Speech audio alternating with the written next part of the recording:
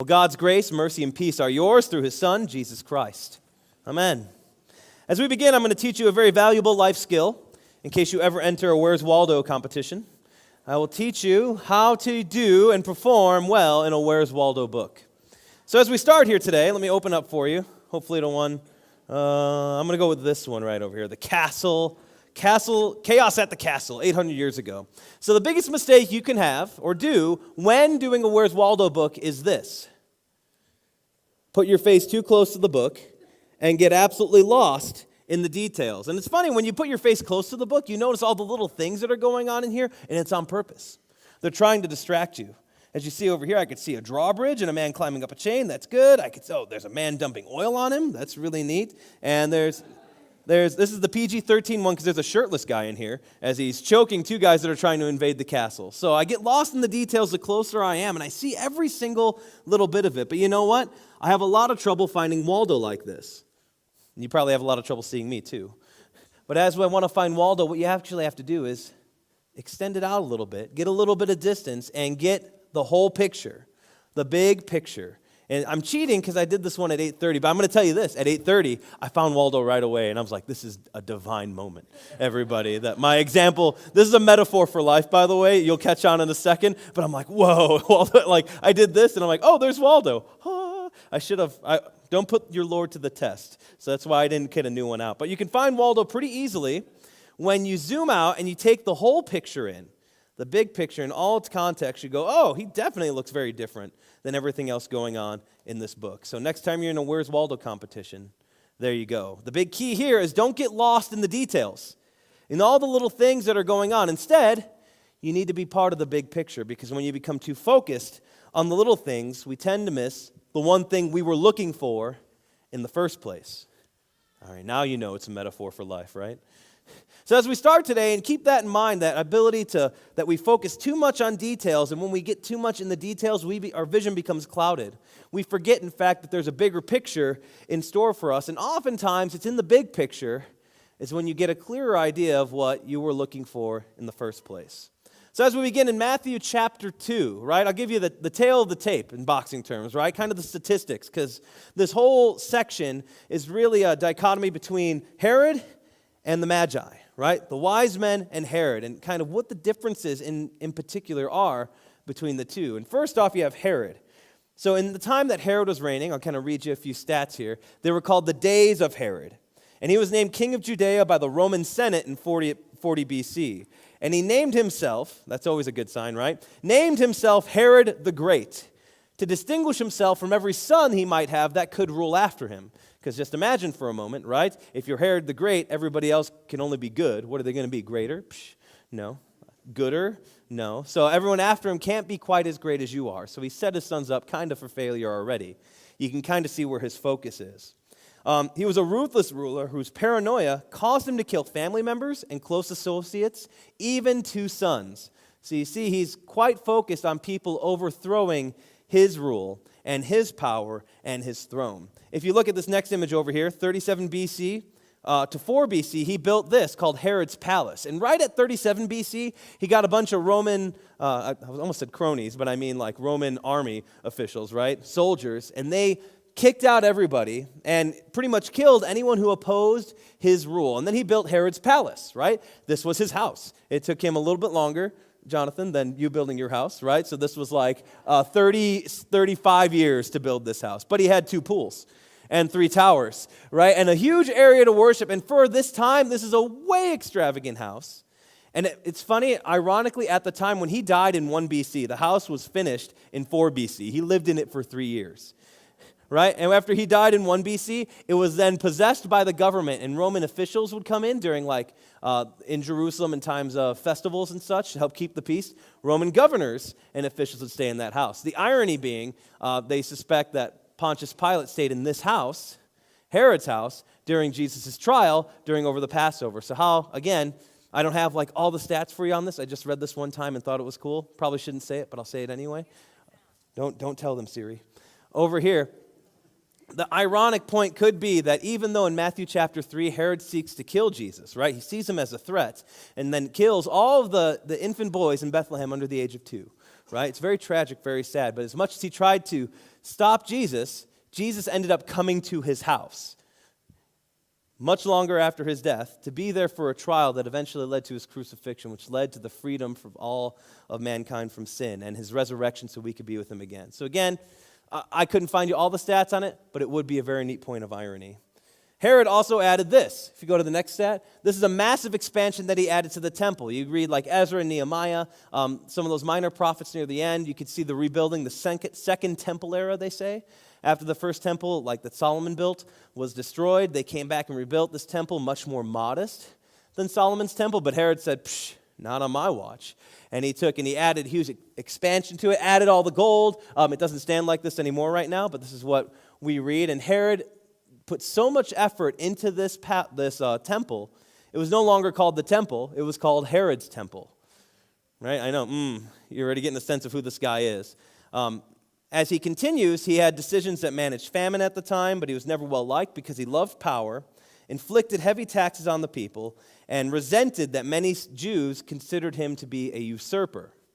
And as Jonathan already mentioned, he was called the King of the Jews, right? And so that's not a title that we don't usually not give to Jesus, but here he was, the literal King of the Jews, who had the Messiah in his backyard, yet didn't seem to notice even a giant, star hanging above the city because he was so focused on himself. He was too lost in the details of what he wanted to do that he was missing the bigger picture. And then you have the next group of people being the Magi, right? Coming out from the east, they're kind of these major representation of the best wisdom Gentile wisdom had to offer at the time. So the Magi didn't worship the God of Israel. They read the Bible for like knowledge and prophecy and wisdom, things like that. And in fact, we call them we three kings. What we actually read is these Magi were servants of kings that opposed and even oppressed the people of Israel. Yet, even there, they didn't fully realize when they went through all this wisdom and insight and they saw this star, this major astrological occurrence that we'll unpack later, they're being called by it to follow. So they follow this star, even to the point where they get to the capital. But they ask Herod, hey, where's the king of the Jews? Because we're here in the capital. This is where the king would be, right? And he goes, well, let me check my scribes in the back, and we'll get back to you on that. And that's what ends up, the star and God end up leading them to the manger and to to Bethlehem and to Jesus. And to the point where they bring gifts of gold, frankincense, and myrrh. Right? Typical gifts that you would give to a king. So even though it's very limited in their understanding, and even you could say limited in their understanding of faith and who God was, they still come to the manger for this reason. They weren't lost in the details of their study and what they were looking for. Instead, they took a cue from the details to realize that there's indeed a bigger picture out there. And you see that steep contrast between the two. The one who's supposed to be closest to the prophecy, the one who's supposed to be the one that tells you it happened yesterday, because we're that in depth in study. Herod's half Jewish, right? So he's there, king of the Jews, and doesn't realize that his Messiah is there, and only actually sees his Messiah as a threat to his own rule. And these guys from out east that are like, we don't know what's going on, but we followed a star here. There's supposed to be a king. So we've read, show us where he is, because there's a bigger picture in what this king has in store, not just for the people of Israel, but perhaps for the entire world. So you get that, right? One that's lost in the details and one that sees the bigger picture. And I want to show you this painting. It's very famous. Can you tell? Right? It's a very famous painting. In fact, you see it, and I won't tell you where else you see it. I'll mention it later. But I remember seeing this painting when I was in third grade, which is a long time ago. It was funny. Someone came up to me after 8:30, like, I'm in third grade. I'm like, I was in third grade like 25 years ago. But as I was in third grade, we'd go to the Art Institute of Chicago all the time for different field trips, things like that. And you exit one exhibit, and immediately to your left, there's this painting. It's got to be 15 feet by 10 feet or 11 feet high. Big painting, and you are close to it. It's a reproduction, but you're this close to it, and this is what you see. You kind of see a bunch of dots, and you go, yes, I see what they were going for there with those dots. You come up with some weird interpretation of what's going on, but then you take a few steps back, and then you go, oh, this is what it's supposed to look like. And someone pointed this out to me at 8:30. This exact same scene happens in Ferris Bueller's Day Off, right? This is the same painting from that movie because you're up close, you see all the dots, and you're lost in the dots. You can't quite figure out what it's supposed to mean, but then you take a few steps back. And when you get the bigger picture in view, you can see the purpose behind each individual dot in that painting. Oh, it was meant to make a bigger picture, not just some weird green blob or just the tail of a dog. You see how it all starts to add up. It's called, pardon my French, which doesn't exist, A Sunday on the Island of Le Grand Jatte, or Jatte, or Jatte. And that's what the name of this painting is. Sorry, I butchered it. But if you take a look at that, it's all comprised, in the style that it's made, it's all individual dots. And I can't imagine how long this took, but each individual dot comprises of this entire painting.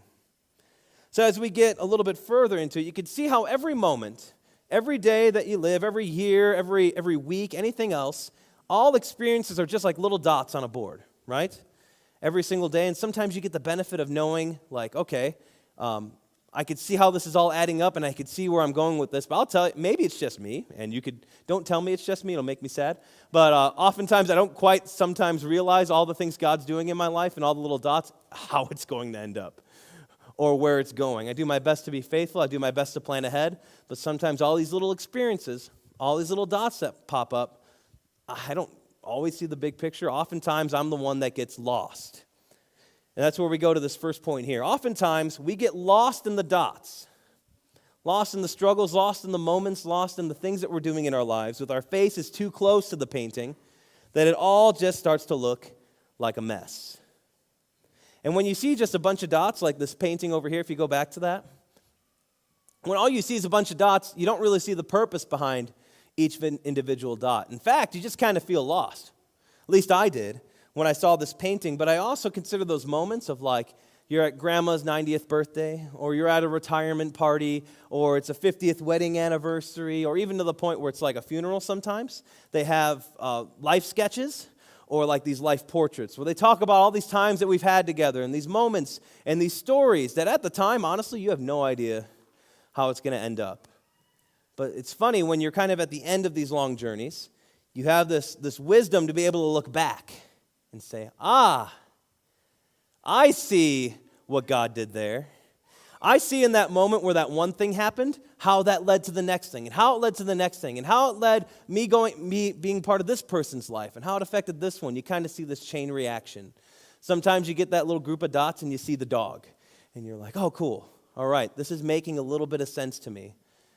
But like I confess to you, oftentimes I'm in those moments and in those experiences, and I'm not at my 90th birthday yet, and I don't know how things are add up. And maybe someday there will be times in your life where you have no idea why that happened, or what good it could have done, or how God could have used it, until you're finally at that point where you're arm in arm with Jesus. Hey, Jesus, it's great here to be with you. And he says, well done, good and faithful servant. And you're like, yeah, but what about that one time? What about that one time? We'll talk about that a little bit later. But there are times when you're lost like this and nothing seems to have a point or purpose. And then you look at things in your life and you say, why am I doing this? And the first example I'll have for you, you guys are doing a good job. You're here at church today. But honestly, church can become one of those things, can't it?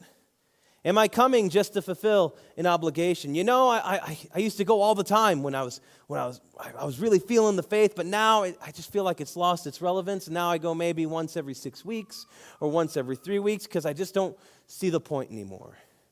I'm just kind of going through it. Life at church has just become another dot. It seems to have lost its purpose, and I don't really see a point in going. Sometimes it's work, your job. Maybe when you start your job, you're like, woo, I'm pumped to be here, ready to go, whatever you want, I'll do it. Just assign it to me and I'll get it done. And then you're 3 years down the road, or 5 years down the road, or 15 years down the road, and you're just saying, why am I even doing this anymore? Am I just doing this for a paycheck at this point? Am I just doing this because I don't know what else to do? You know, I'm here at work and I've lost my calling that God's put upon my life, my vocation in this position. And I don't know what's going on anymore. It just feels pointless. It just doesn't feel like it has a purpose. It just feels like a couple of dots that are there, and I can't make sense of where it's going.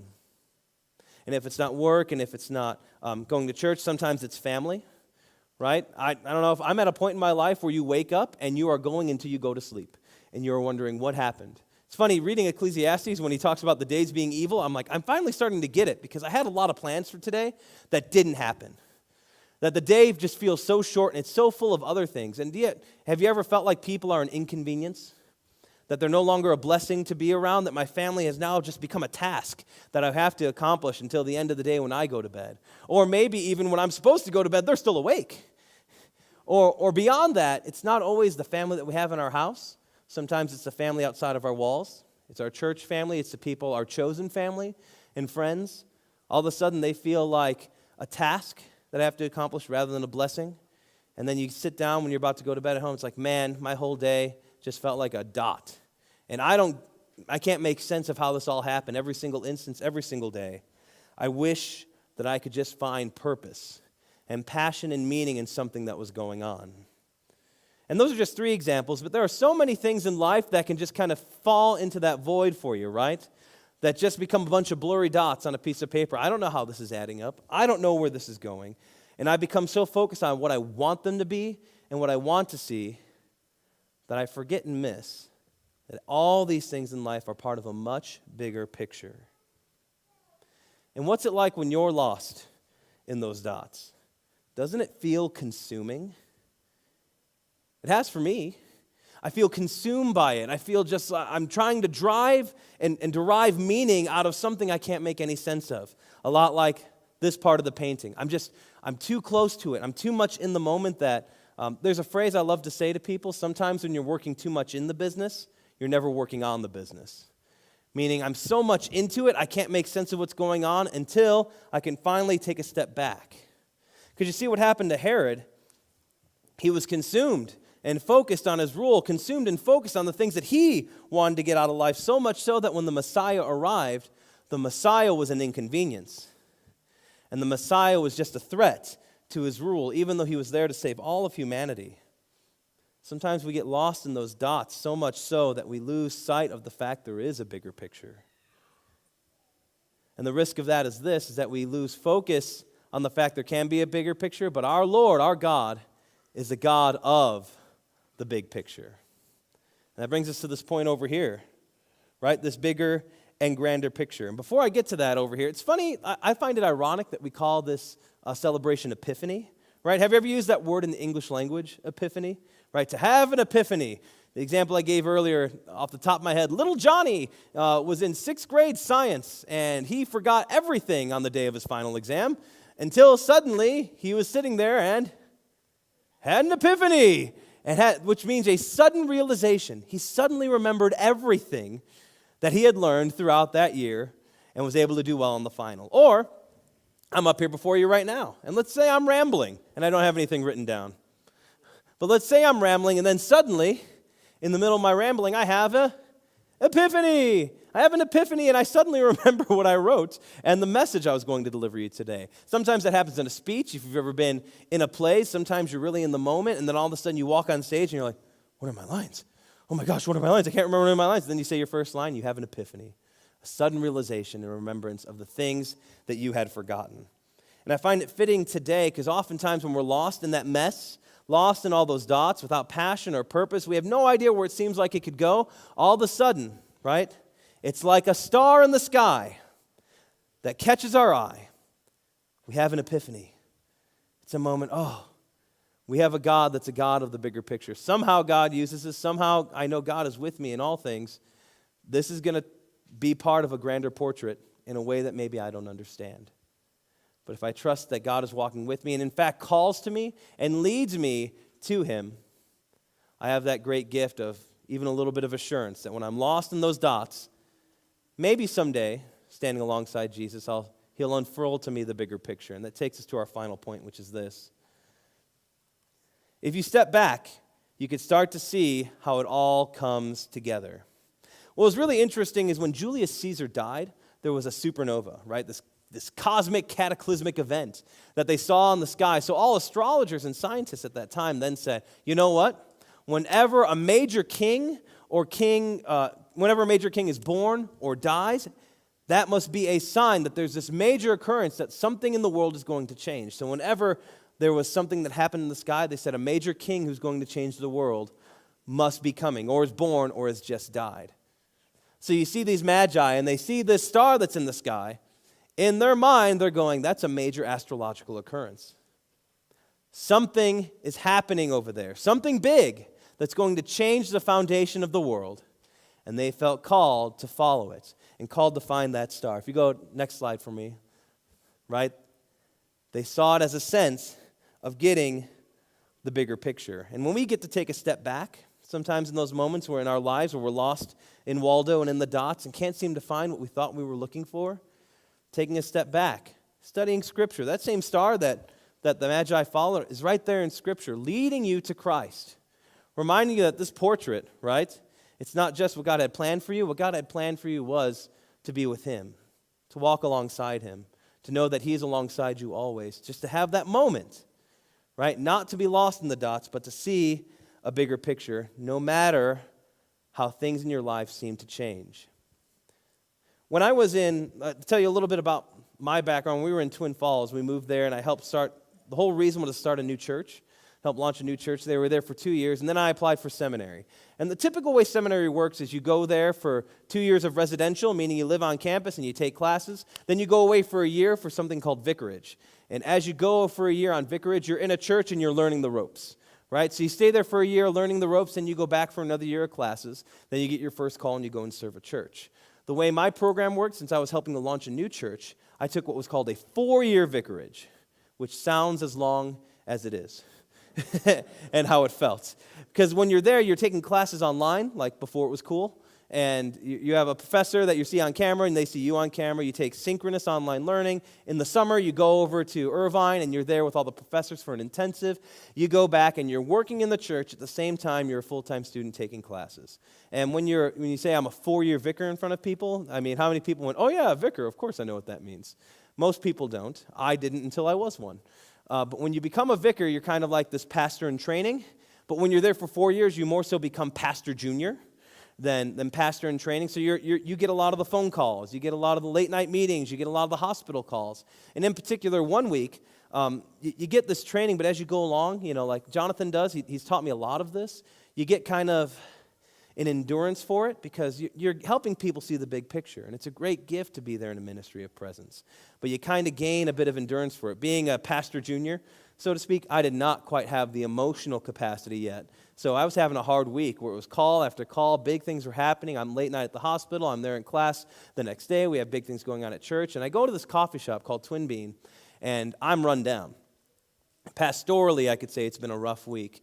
And I'm there, and the owner, Paul, he and I were great friends. He comes up to me, he's like, Chris, you're kind of looking a bit down. What's going on? And we had Lily not just a couple months ago, so a new dad as well. And I looked at him and I said, Paul, is the world just getting that much worse so much quicker? Or am I just getting older and I'm starting to notice it more? And in his infinite wisdom, he said this, yes. He's like, it's both. But let me tell you this, and let me remind you of this. Remember, it's all leading to some point. It's all leading to somewhere, and it's this, Jesus Christ. And I was I was a pastor junior at that time, and I was the one that was supposed to be saying that. But man, sometimes you need to hear that message, that sometimes in the midst of it all, when everything seems like a mess and everything's a bunch of dots, that everything leads to a grander picture, a grander portrait that is in fact Jesus Christ for you and for your salvation. And I needed to hear that because I was at a time where I don't know what to do. How do you raise a child in this world? What's the world going to look like 5 years from now, 10 years from now? Who am I supposed to trust? Where am I supposed to go? And you hear this story again from Matthew chapter 2. Because as things continue to change, rather than being lost in the change, realize that the change is going somewhere. That all things are leading to Christ. And I'm not saying this to defend ungodly practices or unholy things. And I'm not telling you not to fight the good fight. You should fight the good fight.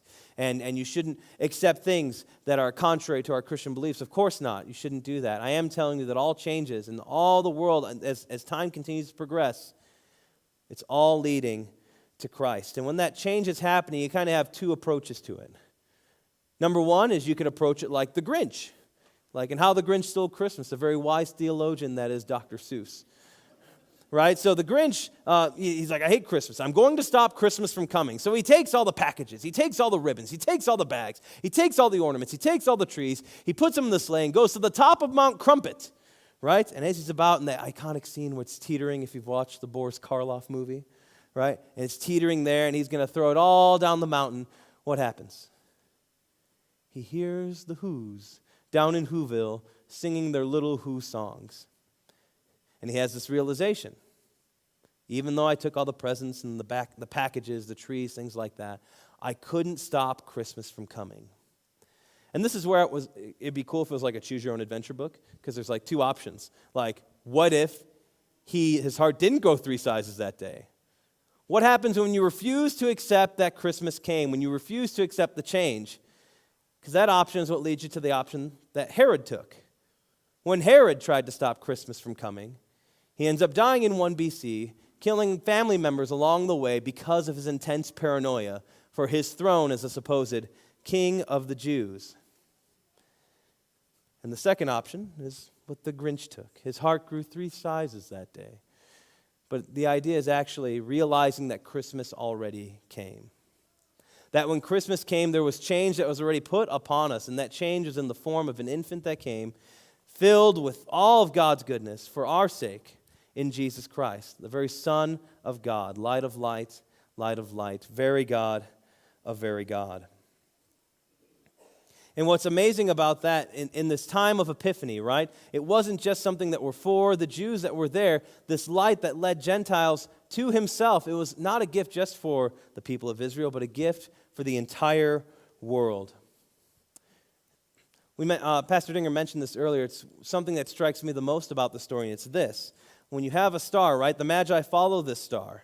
It's not like the star was there and they're like, oh, we should check out what that is. Maybe there's part of that inside of themselves, sure. But I see that star calling out to them in such a major astrological occurrence that says, follow me.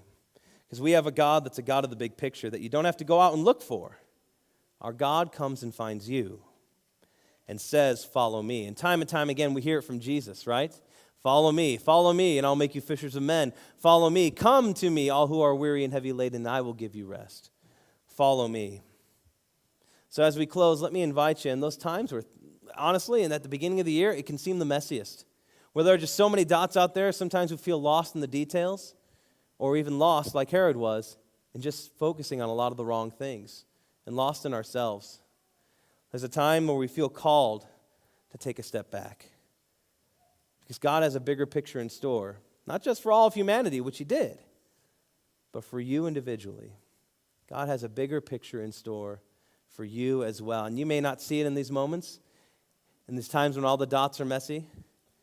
You may see it 5 years from now, 10 years from now, that 90th birthday party you'll hit in that life sketch, in that life portrait. Or it may just be in that time with Christ. And Christ tells you, well done, as I said before, good and faithful servant. Maybe an unfurling of the painting. Or maybe I won't even care at that point.